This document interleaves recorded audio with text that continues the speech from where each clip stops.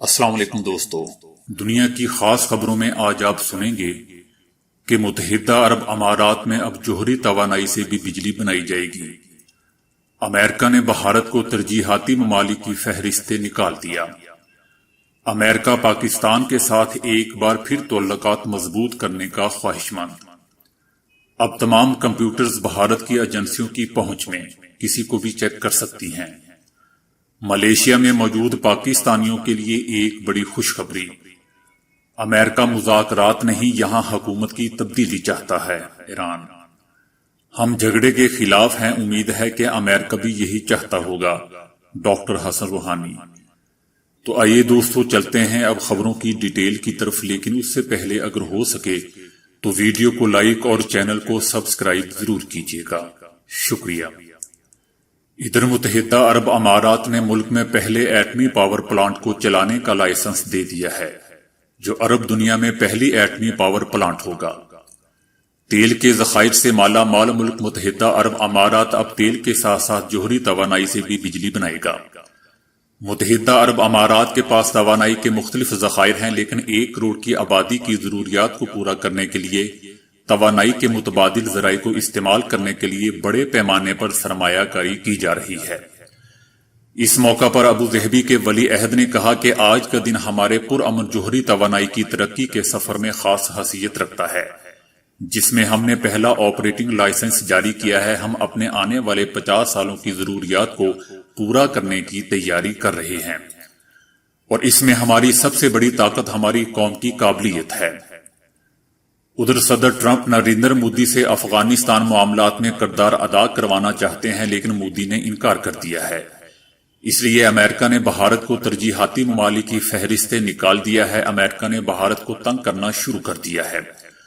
اس کی وجہ یہ ہے کہ بھارت نے امریکہ کی بات نہیں مانی ہے۔ امریکہ نے بھارت کو کہا تھا کہ وہ ان کے ساتھ مل کر معاملات میں اپنا کردار ادا کرے، لیکن بھارت نے اس بات پر امریکہ کو انکار کر دیا تھا، جس کے بعد امریکی صدر ٹرمپ کی جانب سے برہمی کا اظہار کرتے ہوئے بھارت کو جو رعایتیں دی گئی تھی انہیں ختم کر دیا گیا ہے۔ بھارت کو امریکہ کی جانب سے تجارتی میدان میں کچھ رعایتیں دی گئی تھی، جو کہ اب امریکہ کی جانب سے ختم کیے جانے کا انکشاف ہوا ہے۔ امریکہ نے بھارت کے لیے مزید مشکلات کھڑی کر دی ہیں، جس کی وجہ سے بھارت کو تجارتی اور مالی معاملات میں مشکلات کا سامنا کرنا پڑ رہا ہے۔ دوستو، ایسا ایک مشہور تجزیہ نگار صابر شاکر کا کہنا ہے۔ ادھر امریکی خصوصی نمائندہ زلمے خلیل زاد نے کہا ہے کہ امریکہ پاکستان کے ساتھ تعلقات مزید مضبوط کرنے کا خواہش مند ہے۔ امن عمل میں پاکستان کا منفرد کردار ہے۔ امن معاہدہ نہ صرف افغان عوام بلکہ پورے خطے کے لیے خوشحالی اور اقتصادی استحکام کے نئے دور کا آغاز ہوگا۔ زلمے خلیل زاد نے کہا کہ پاکستان افغان پیس عمل کا ایک اہم رکن ہے۔ پیس عمل بڑا چیلنج ہے، لیکن موقع بھی ہے۔ امریکہ چاہتا ہے کہ پاکستان اور افغانستان آپس میں مل کر کام کریں۔ انہوں نے کہا کہ افغانستان میں قیام امن سے وسطی ایشیا تک رسائی میں آسانی آئے گی اور اقتصادی روابط میں تیزی آئے گی۔ انہوں نے کہا کہ افغان مہاجرین کی فراغ دلی سے 4 دہائیوں تک میزبانی پر پاکستان کے شکر گزار ہیں۔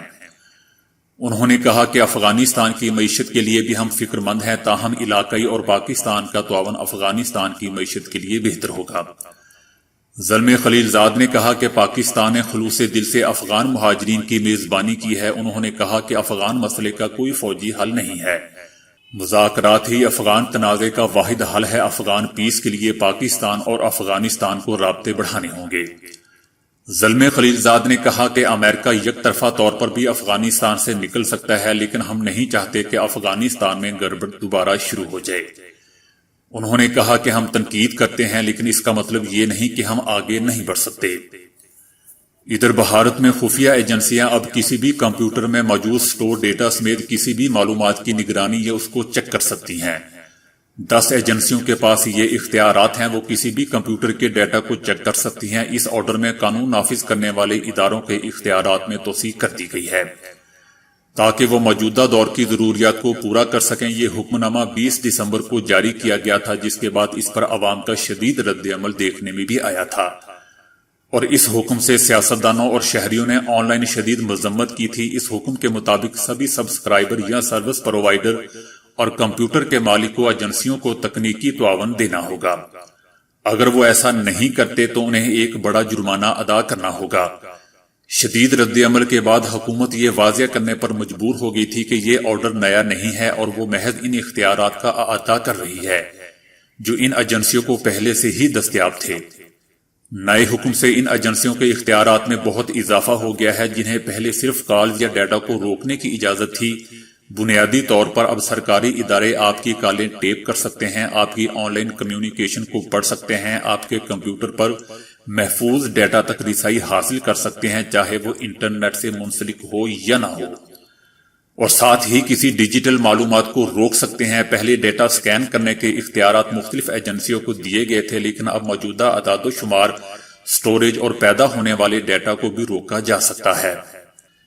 ادھر ملیشیا میں موجود پاکستانیوں کے لیے ایک بڑی خوشخبری آئی ہے۔ وزارت اوورسیز پاکستانیز اور سوشل سیکیورٹی ملیشیا کے درمیان پاکستانی محنت کشوں کو ملیشین سوشل سیکیورٹی میں شامل کرنے کے معاہدے پر دستخط ہو چکے ہیں، جس کے تحت ملیشیا میں موجود پاکستانیوں کو ناگہانی صورت میں مفت طبی اور مالی امداد فراہم کی جائے گی اور کام کے دوران انتقال کی صورت میں اہل خانہ کو تاحیات ماہانہ وظیفہ ملے گا۔ وزارت اوورسیز پاکستانی کے مطابق ہر سال تقریباً 15,000 پاکستانی کام کی غرض سے ملیشیا جاتے ہیں۔ اس معاہدے کے تحت ملیشیا میں کام کرنے والے 82,000 پاکستانی فائدہ اٹھا سکیں گے۔ ادھر ایران نے کہا ہے کہ امریکہ یہاں شاید صرف حکومت کی تبدیلی ہی نہیں چاہتا بلکہ وہ چاہتا ہے کہ نظام ہی بدل جائے۔ امریکہ مذاکرات نہیں کرنا چاہتا بلکہ حکومت میں تبدیلیاں چاہتا ہے۔ امریکہ کی موجودہ حکومت کو گرانے کی کوشش امریکہ اور ہمارے مذاکرات کی ناکامی کا باعث بن رہی ہے۔ امریکہ کے درمیان مذاکرات کا دار و مدار صدر ٹرمپ پر ہے۔ افسوس کی بات تو یہ ہے کہ اس کے لیے جاپان کے وزیر اعظم اور فرانسیسی صدر کی کوششیں بھی رائیگاں ہوتی نظر آ رہی ہیں، جنہوں نے امریکہ اور ہمارے درمیان تناؤ کم کرنے کے لیے مذاکرات کی پیشکش کی تھی۔ امریکی صدر ٹرمپ یہ سمجھتے ہیں کہ یہاں حکومت گرنے والی ہے اور وہ گرتی ہوئی حکومت سے مذاکرات نہیں کرنا چاہتے۔ امریکہ ہم کو ریاست کی حیثیت سے تسلیم کرے اور خطے میں ہمارے کردار کو بھی سمجھے۔ امریکہ گزشتہ 41 سالوں سے یہ سب کرنے کی کوشش کر رہا ہے لیکن کبھی کامیاب نہیں ہو سکا، اس لیے امریکہ کو چاہیے کہ وہ خطے میں ہماری حیثیت کو تسلیم کرے۔ ادھر ڈاکٹر حسن روحانی نے کہا ہے کہ یہاں اس خطے میں جھگڑا سب کے لیے نقصان دہ ہوگا، خواہ وہ متحدہ عرب امارات ہو، بحرین، قطر ہو یا کویت ہو۔ دنیا کے کسی بھی ملک کا مفاد اس میں نہیں ہو سکتا۔ انہوں نے کہا کہ ہم جھگڑے کے خلاف ہیں اور امید کرتے ہیں کہ امریکہ بھی اس کے خلاف ہوگا۔ صدر ٹرمپ نے انتخابات جیتنے کی دھن میں اپنی تمام پالیسیاں استعمال کر رہے ہیں۔ متحدہ عرب امارات کے درمیان خفیہ مذاکرات کے سوال پر ان کا کہنا تھا کہ ابو ظہبی حکومت سے ہمارا رابطہ ہمیشہ رہا ہے، البتہ سعودی حکومت سے مذاکرات کے سلسلے میں پاکستان، عراق اور یورپی یونین کے توسط سے پیغام ضرور ملا ہے۔ سعودی عرب جب چاہے ہم ان سے مذاکرات کر سکتے ہیں۔ تو دوستو آج کے لیے اتنا ہی۔ ویڈیو کو لائک، شیئر اور فالو کرنے کا شکریہ۔